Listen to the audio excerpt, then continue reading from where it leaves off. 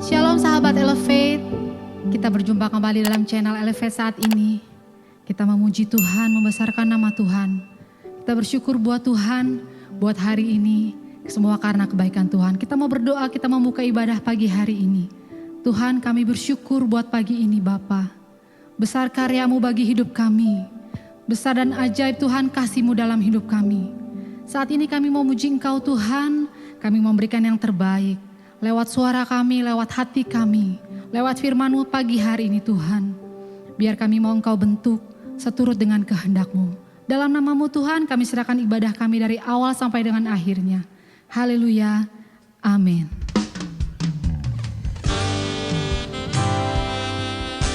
Karya-Mu yang luar biasa dalam hidup kami Tuhan. Untuk bangsa ini, negeri ini,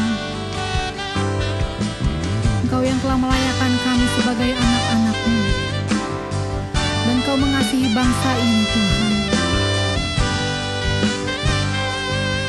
Besar dan ajaiblah karya-Mu Bapa. Besar dan ajaiblah karya-Mu. Adil dan benarlah jalan-Mu. Raja segala bangsa yang maha kuasa, mulia nama-Mu. Besarlah Kau Tuhan.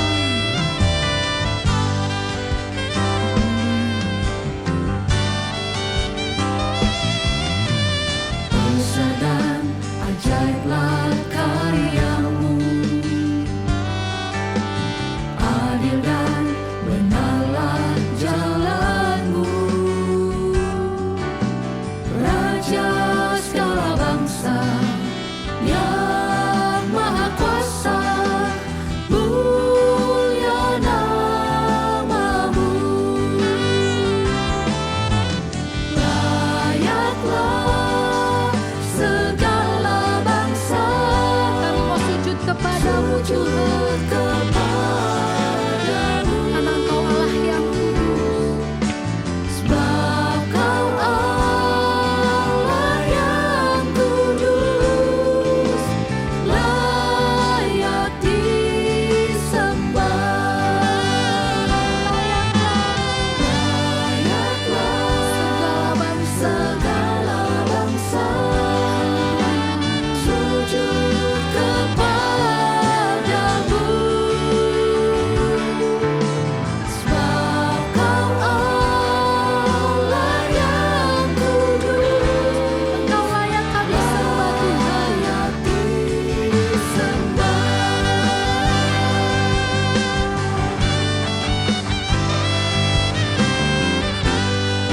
Besarlah Engkau Tuhan dan ajaib karya-Mu.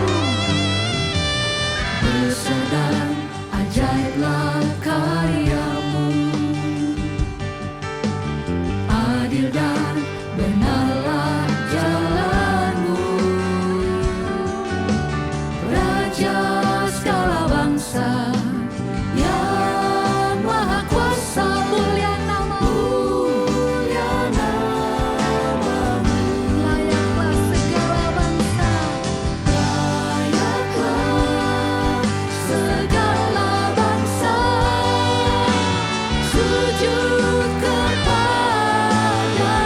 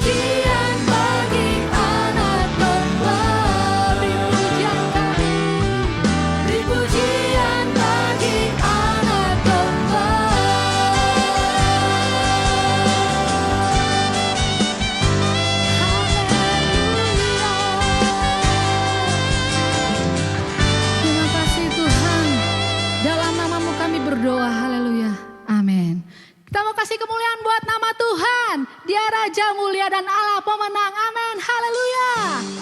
Bapa yang kekal, Engkau luar biasa Tuhan.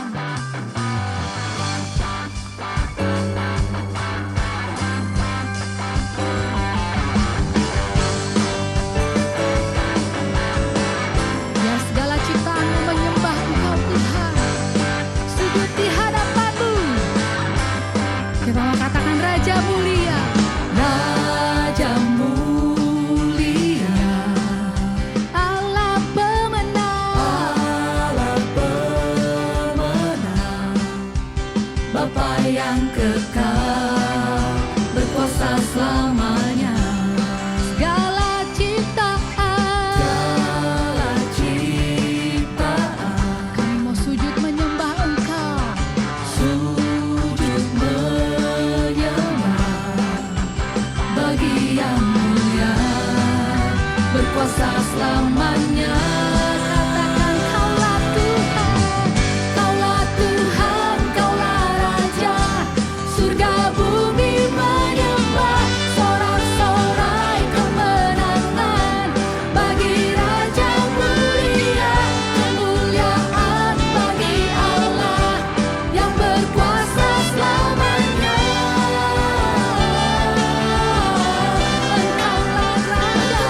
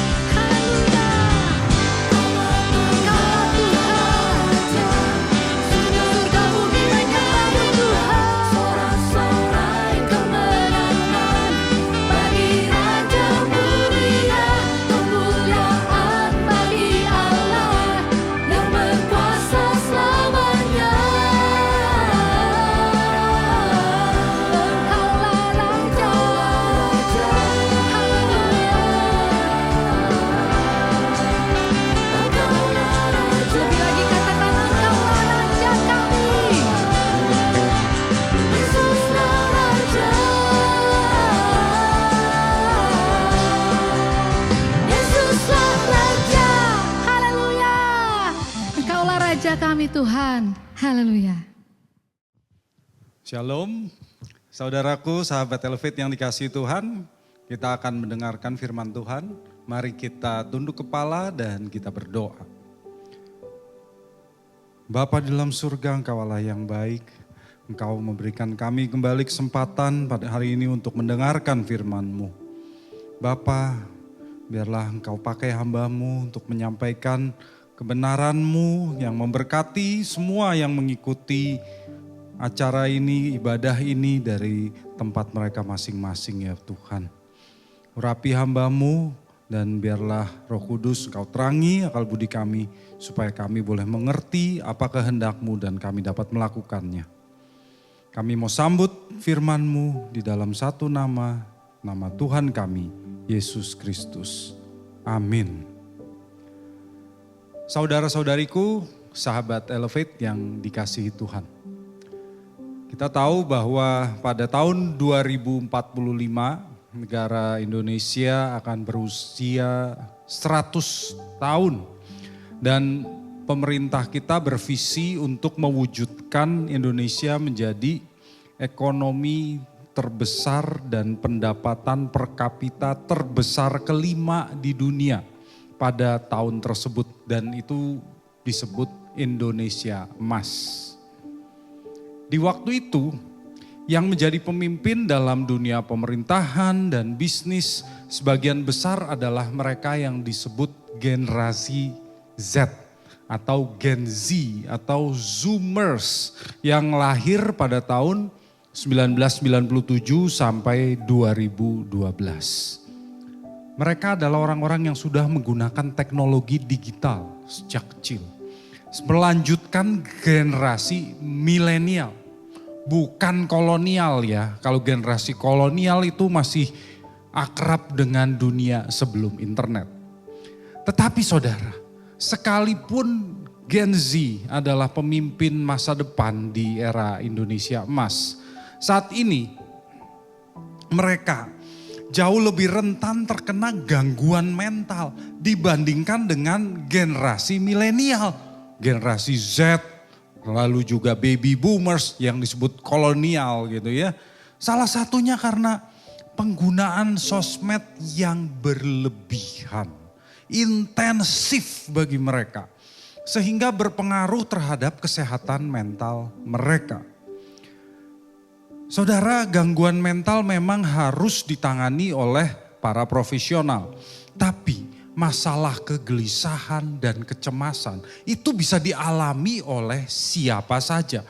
Dan jika kita mengenal dan memiliki Tuhan Yesus Kristus, maka kita semestinya bersyukur saudara. Sebab dialah penghiburan yang terbaik untuk hati yang gelisah dan cemas. Saudara-saudariku yang dikasihi Tuhan, mari kita baca Alkitab kita buka Alkitab dari Yohanes pasal 14 ayat 1 sampai 6. Yohanes 14 ayat 1 sampai 6. Yohanes 14 ayat 1. Janganlah gelisah hatimu, percayalah kepada Allah, percayalah juga kepadaku. Di rumah Bapakku banyak tempat tinggal. Jika tidak demikian, tentu aku mengatakannya kepadamu. Sebab aku pergi untuk menyediakan tempat bagimu.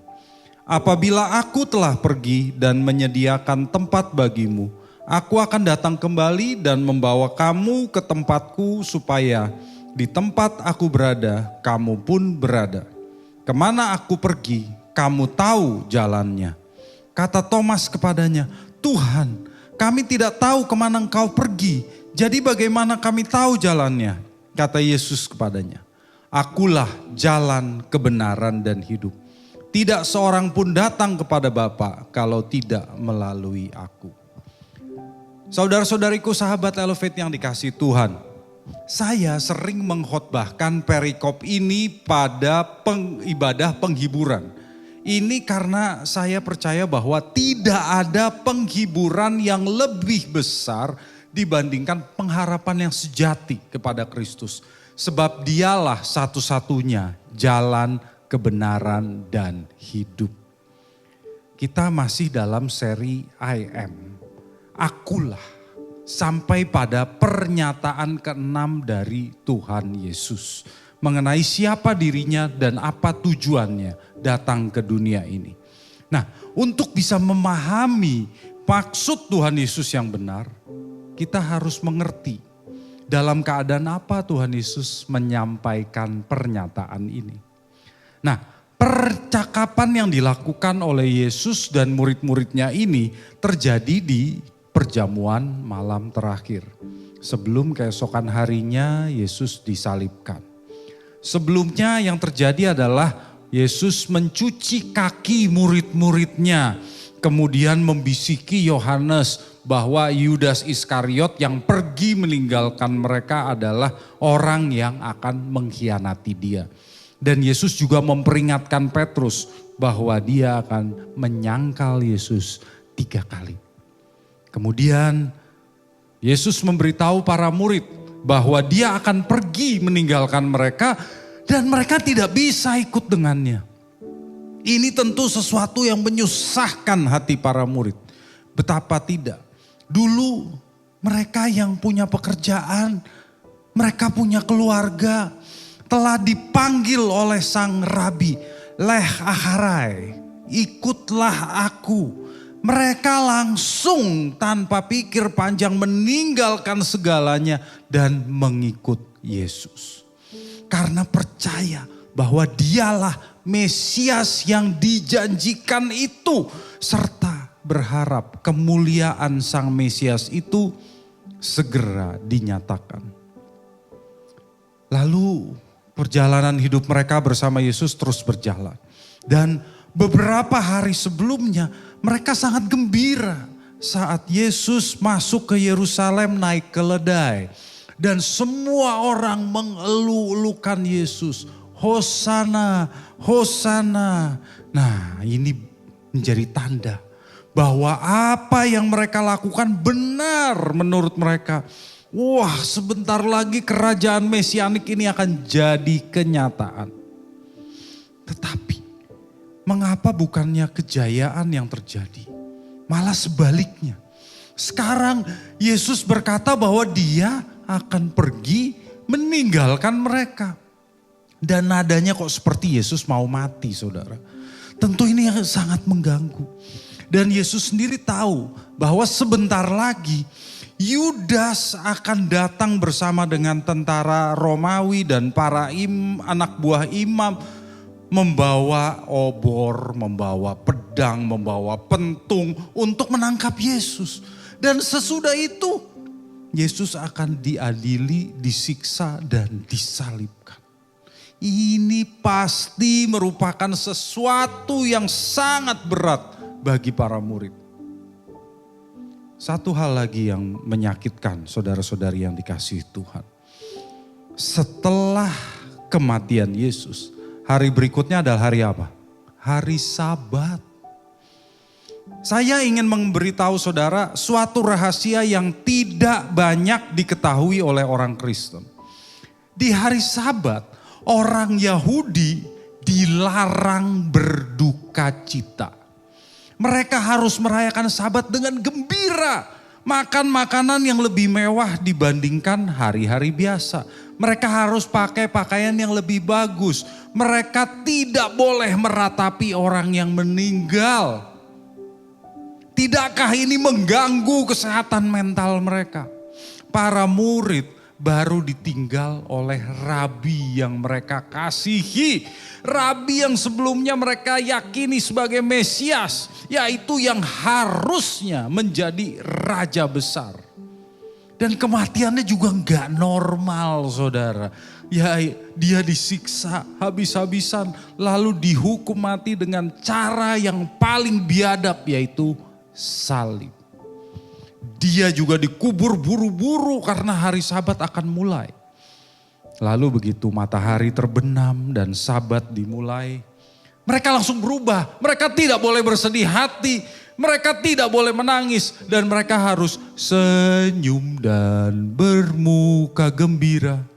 Angkat tangan, pujilah Dia. Seakan-akan masalah itu sama sekali tidak ada. Jadi saudaraku, ini merupakan tekanan yang amat berat bagi mental para murid. Itulah sebabnya Yesus mengawali pesan penghiburannya di sini di ayat 1 dengan janganlah gelisah hatimu. Kegelisahan, kesedihan, kecemasan bukan dosa saudara. Itu sesuatu yang manusiawi. Tuhan Yesus menyampaikan hal ini kepada para murid bukan agar mereka memaksa diri agar tidak gelisah. Melainkan agar mereka terhibur dan mereka dapat menang atas kegelisahan itu dan pulih kembali. Saudara-saudariku yang dikasihi Tuhan, agar mereka terhibur.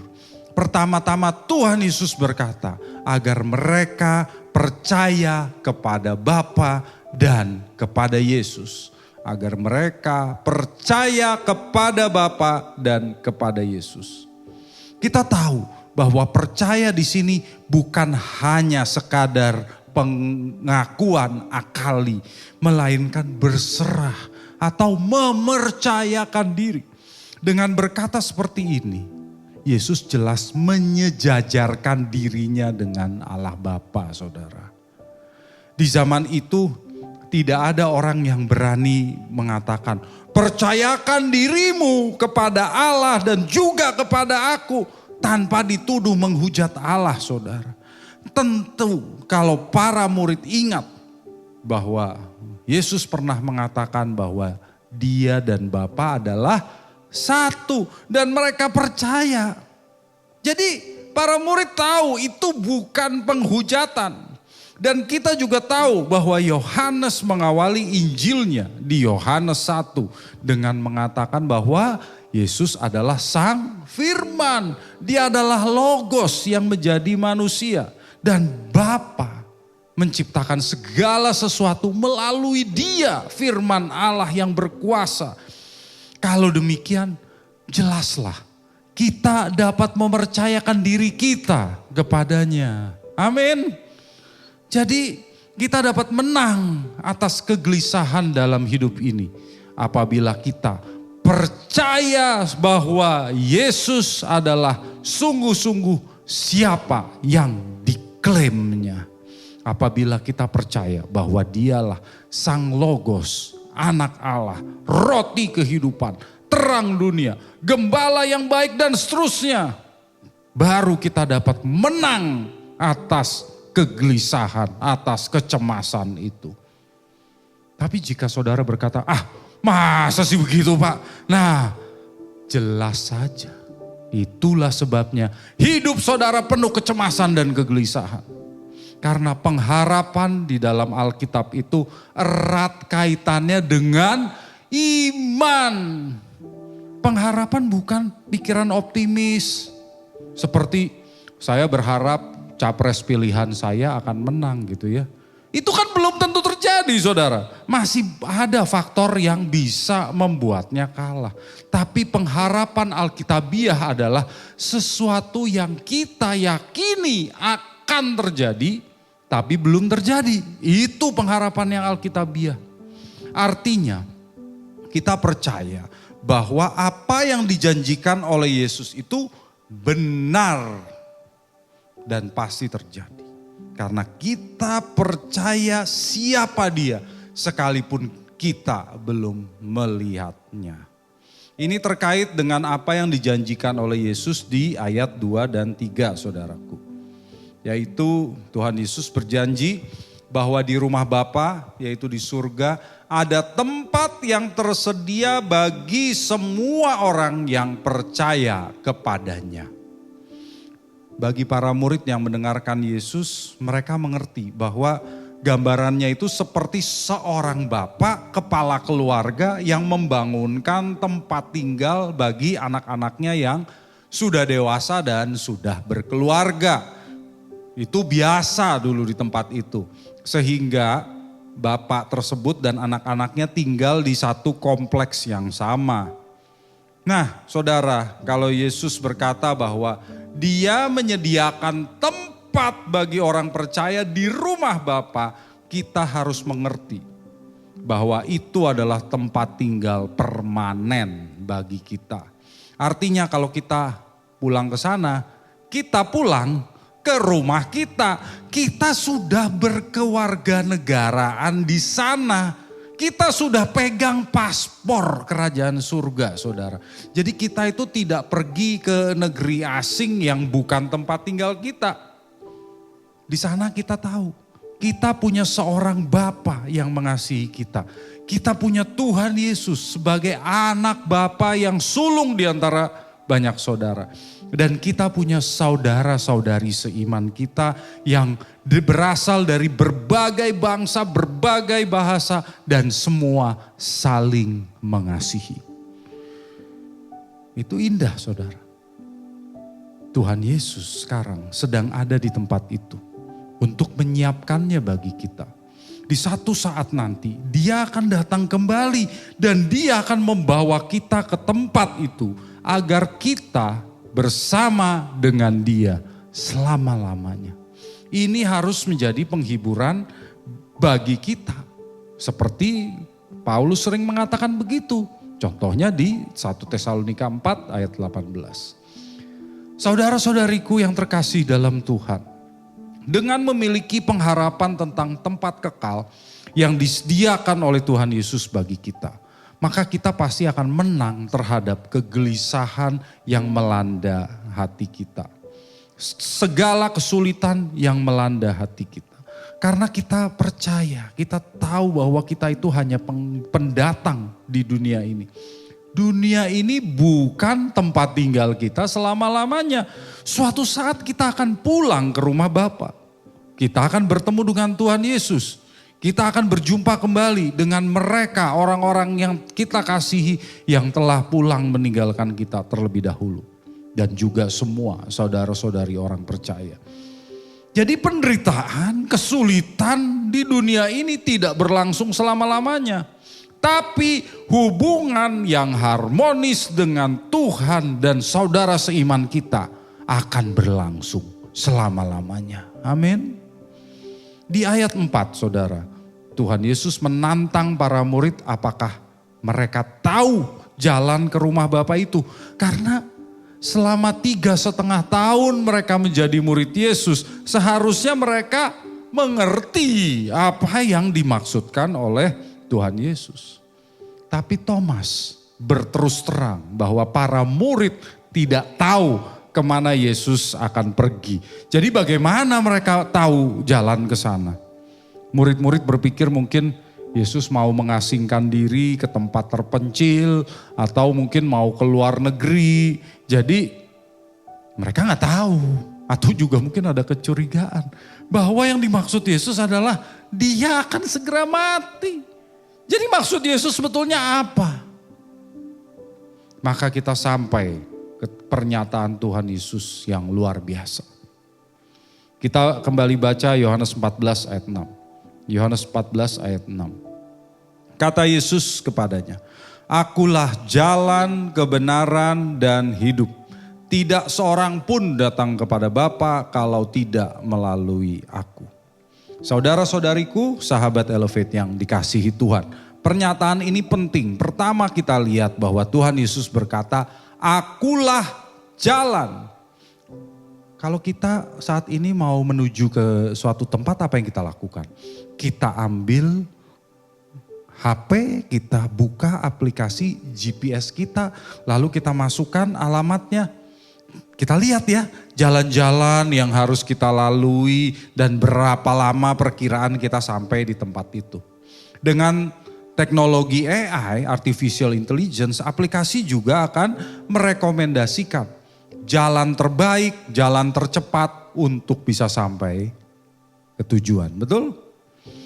Thomas berpikir, kalau mereka tahu ke tempat mana Yesus akan pergi, maka mereka bisa merencanakan lewat mana ke sana. Semacam GPS tapi manual, karena di zaman itu Tentu GPS belum ditemukan. Tapi Yesus nggak berkata begitu. Tuhan Yesus tidak berkata, tenang akan aku tunjukkan jalannya. Bukan. Yesus berkata, akulah jalannya. Akulah jalannya. Dan dalam bahasa Yunani ini lebih tepat dimengerti sebagai akulah satu-satunya jalannya. Akulah satu-satunya jalannya. Kalau dalam bahasa Indonesia kita baca memang tidak kelihatan. Maksudnya apa? Maksudnya begini saudara. Kita tidak bisa sampai ke rumah Bapa itu tanpa Yesus. Kalau Yesus berkata begini ya, misalnya Yesus berkata, aku akan menunjukkan jalannya gitu ya. Berarti Yesus itu menjadi guru dan teladan kita. Dan kita harus hidup seperti apa yang Yesus ajarkan. Barulah kita bisa sampai ke sana. Kalau Yesus berkata demikian. Tapi terus terang, Yesus tidak berkata demikian. Yesus berkata, akulah satu-satunya jalannya. Artinya memang tidak ada jalan lain. Harus lewat Yesus. Akulah penghubung antara kalian dengan Bapa. Akulah jembatannya. Kalau kalian tidak mau ya tidak ada jalan lain. Kalian akan terjatuh ke jurang kata Yesus. Semua orang lain yang menyatakan diri bisa menunjukkan jalan ke surga itu palsu. Karena akulah satu-satunya jalannya. Saudara-saudari yang dikasihi Tuhan. Pernyataan Yesus ini sebetulnya terkait dengan hari raya pendamaian dalam Yudaisme atau biasa dikenal dengan Yom Kippur. Hari itulah satu-satunya kesempatan bagi manusia untuk bertemu langsung dengan Allah melalui imam besar atau bahasa Ibraninya Kohen Gadol. Imam besar akan masuk ke dalam ruang maha kudus di bait suci dengan membawa darah anak lembu dan domba jantan. Jika si imam besar itu tidak kudus atau melakukan kesalahan dalam ritual yang seharusnya dia lakukan itu, maka Allah langsung menghabisi nyawanya dan dia akan langsung terkapar mati di tempat. Orang biasa jangan coba-coba datang kepada Allah. Jangan coba-coba masuk ruang maha kudus, langsung mati saudara. Tapi Yesus berkata, melalui dia kita dapat datang kepada Bapa tanpa perlu takut mati. Tidak ada perbuatan yang harus kita lakukan, tidak ada ritual yang harus kita ikuti. Seperti kata Paulus di Roma 3 ayat 25. Roma 3 ayat 25. Kristus Yesus telah ditentukan Allah menjadi jalan pendamaian melalui iman dalam darahnya.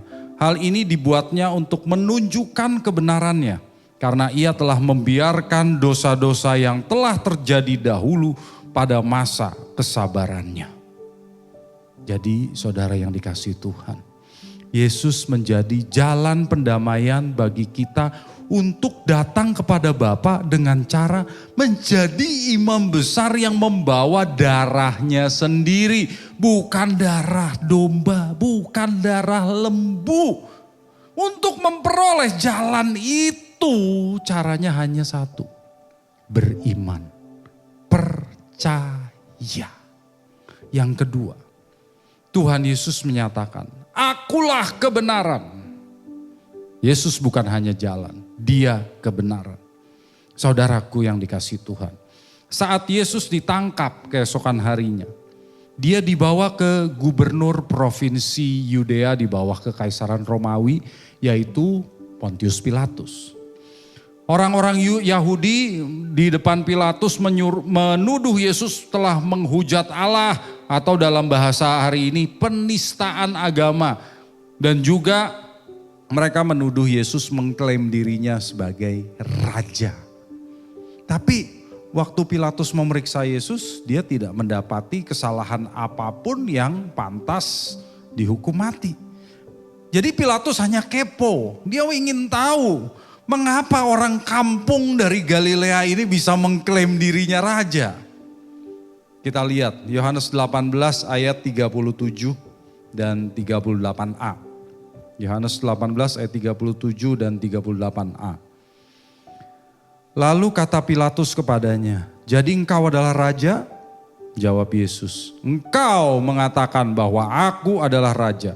Untuk itulah aku lahir dan untuk itulah aku datang ke dalam dunia ini supaya aku bersaksi tentang kebenaran. Setiap orang yang berasal dari kebenaran mendengarkan suaraku." Kata Pilatus kepadanya, "Apakah kebenaran itu?" Saudara-saudari yang dikasihi Tuhan, ketika Yesus bertanya, "Jadi engkau raja?" Yesus mengaminkan apa kata Pilatus dalam bahasa yang terus terang. Maksud Yesus itu begini, "Ya Pilatus, engkau menyatakan kebenaran bahwa aku adalah raja, tapi kerajaanku bukan kerajaan politis, bukan kerajaan militer, melainkan kerajaan rohani yang menyaksikan kebenaran kepada setiap orang.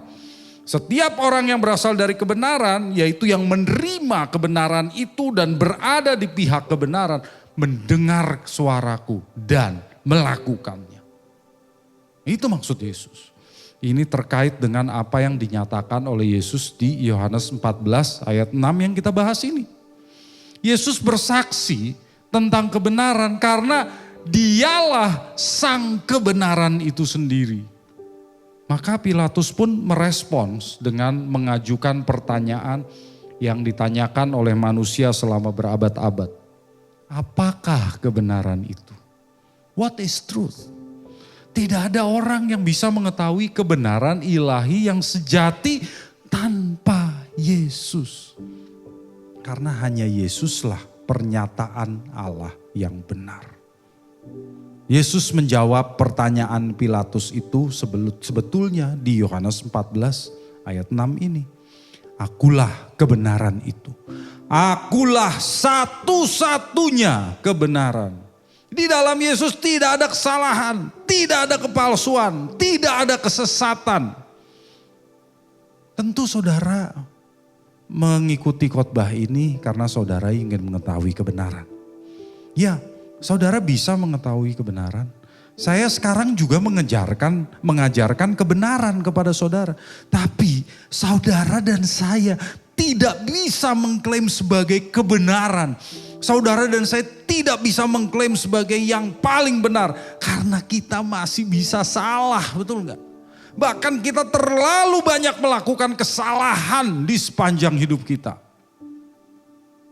Orang yang mengklaim dirinya sebagai yang paling benar sesungguhnya menyamakan diri dengan Allah.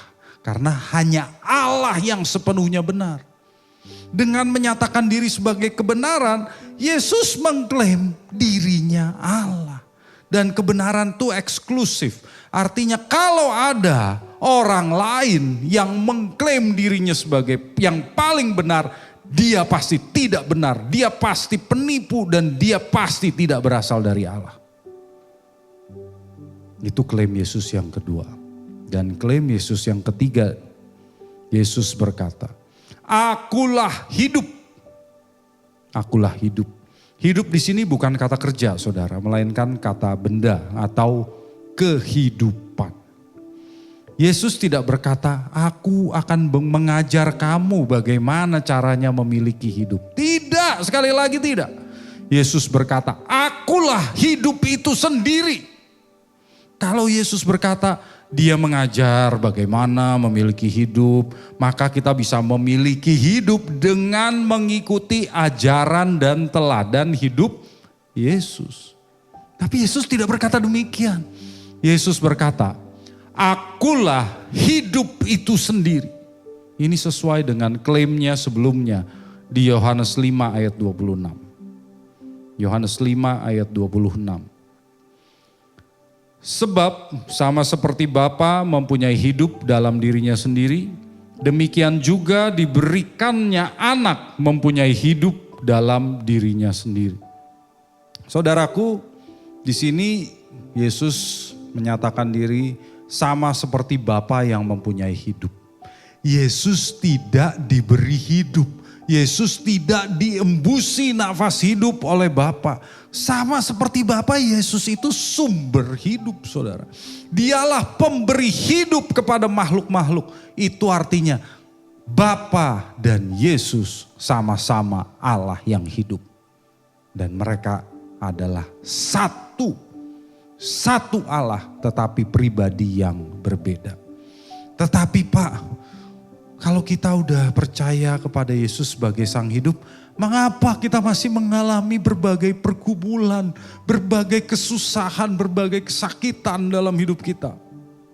Saudaraku, sahabat Elevate yang dikasihi Tuhan, kita harus mengerti bahwa yang dimaksud oleh Tuhan Yesus bukanlah hidup kita di dunia ini yang hanya 70, 80 atau okelah 100 tahun. Yang dimaksud adalah hidup yang sesungguhnya, yaitu hidup kekal. Dan kita hanya dapat memperoleh hidup kekal itu jika kita memiliki Yesus, karena dialah hidup kekal itu. Hidup kekal itu bukan sesuatu yang baru kita peroleh pada saat kita mati loh, bukan.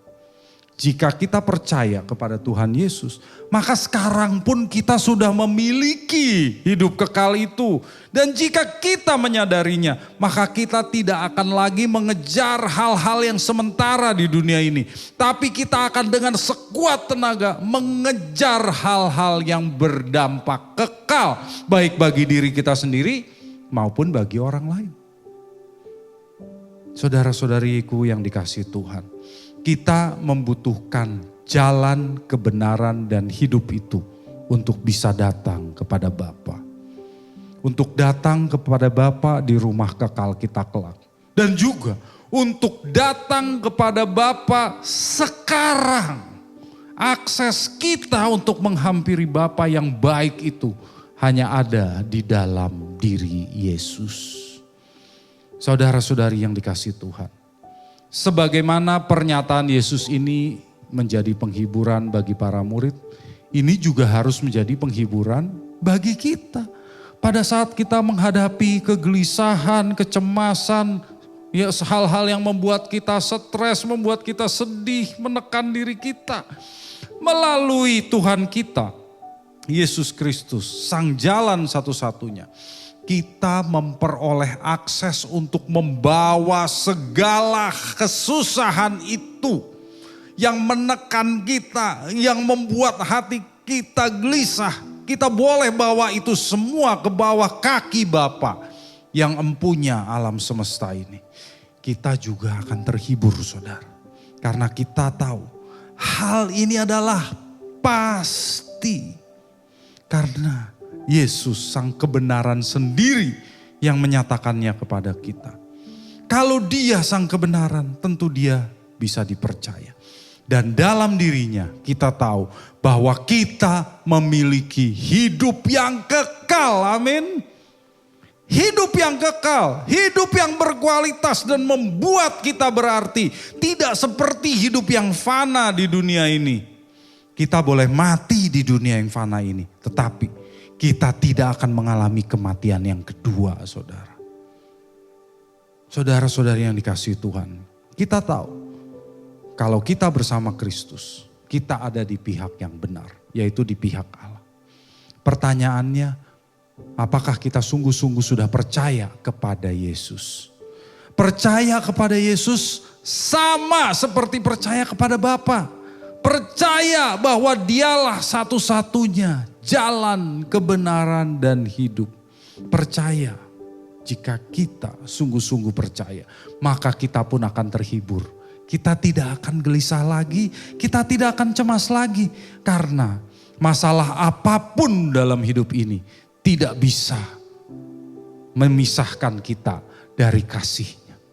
Percayalah kepada Sang Jalan, kebenaran, dan hidup itu. Maka hidup kita akan menjadi berarti. Amin. Saudaraku, kita sampai pada akhir ibadah ini. Mari kita tunduk kepala dan kita berdoa. Bapa di dalam surga, Kami mengucap syukur oleh karena anugerah-Mu, Engkau telah menganugerahkan keselamatan kepada kami melalui Putra-Mu, Tuhan Yesus Kristus, yang kami percaya adalah satu-satunya jalan, kebenaran dan hidup. Kami bersyukur Tuhan kalau kami boleh mengenal Putra-Mu sehingga kami boleh Engkau izinkan untuk datang kepadamu. Dalam segala masalah, kegelisahan, kecemasan kami boleh bawa ke kaki-Mu ya Tuhan. Kami bersyukur atas hal itu. Kami boleh mengungkapkan segalanya kepada Engkau dan Engkau menerima kami sebagai anak-anak-Mu. Kami bersyukur Tuhan. Oleh karena itu ya Bapa, biarlah Engkau terus sertai kami. Berikan Roh Kudus-Mu membimbing kami dalam hidup kami. Agar kami sungguh-sungguh berkenan di hadapan-Mu ya Tuhan. Agar kami boleh terus bertumbuh makin dewasa, makin serupa dengan Putra-Mu Tuhan Yesus Kristus. Agar kami percaya suatu hari kelak. Pada saat kami Engkau panggil, kami menutup mata selama-lamanya.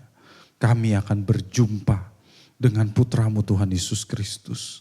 Di langit baru dan bumi yang baru. Di surga yang mulia, di rumah Bapa yang telah disediakannya bagi kami. Kami percaya hal itu ya Tuhan. Itulah pengharapan kami satu-satunya dalam hidup. Sehingga kami tidak cemas lagi, kami tidak gelisah lagi. Karena kami tahu di dalam Engkau dan di dalam Putra-Mu. Pengharapan kami adalah hal yang pasti. Tidak ada keraguan akan hal itu. Terima kasih ya Bapa, terima kasih. Bapa, biarlah Engkau berikan Roh Kudus-Mu menjamah, menghibur saudara-saudara sahabat Elevate yang pada saat ini mengalami berbagai kesulitan, kegelisahan dalam hidup, tekanan dalam hidup. Apapun pergumulan mereka, biarlah Tuhan Engkau tanamkan firman ini dalam hati mereka. Bahwa jika kami memiliki Tuhan Yesus, maka kami memiliki penghiburan yang sejati. Kami tidak akan gelisah lagi. Karena kami tahu bahwa itu semua tidak dapat memisahkan kami dari kasih-Mu. Terima kasih ya Tuhan. Bapa, bimbing kami dan biarlah Engkau berikan hikmat kepada kami yang mengalami berbagai masalah dalam hidup itu, agar bersama denganmu kami dapat memperoleh jalan keluar sesuai dengan kehendak-Mu. Terima kasih ya Bapa, terima kasih. Bapa, kami telah sampai pada penghujung ibadah ini. Sekarang kami mohon Engkau memberkati kami semua yang mengikuti ibadah ini.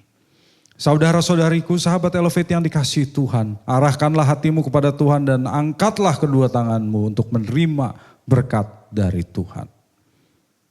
Biarlah cinta kasih yang sempurna dari Allah Bapa di surga, rahmat berkat anugerah dari Putranya yang tunggal, Gembala Agung kita, Tuhan Yesus Kristus, Sang Jalan Kebenaran dan Hidup, dan persekutuan yang manis dengan Roh Kudus, terus beserta dengan saudara sampai selama-lamanya. Amin. Saudara-saudari yang dikasihi Tuhan, demikianlah ibadah kita. Jangan lupa subscribe channel Live by Faith. Kita akan berjumpa kembali dalam kesempatan yang mendatang. Tuhan Yesus memberkati. Bagi saudara-saudari yang terpanggil untuk mendukung pelayanan Elevate dapat memberikan persembahan ke rekening BCA nomor 319 025 1585 atas nama GBI The City Tower. Terima kasih atas persembahan saudara, Tuhan Yesus memberkati. Elevate Sunday Service diadakan setiap hari Minggu pukul 14 waktu Indonesia Barat, mulai tanggal 4 Februari 2024, di The City Tower lantai 3, Jalan MH Tamrin nomor 81, Jakarta Pusat. Kami mengundang saudara-saudari untuk dapat menghadirinya.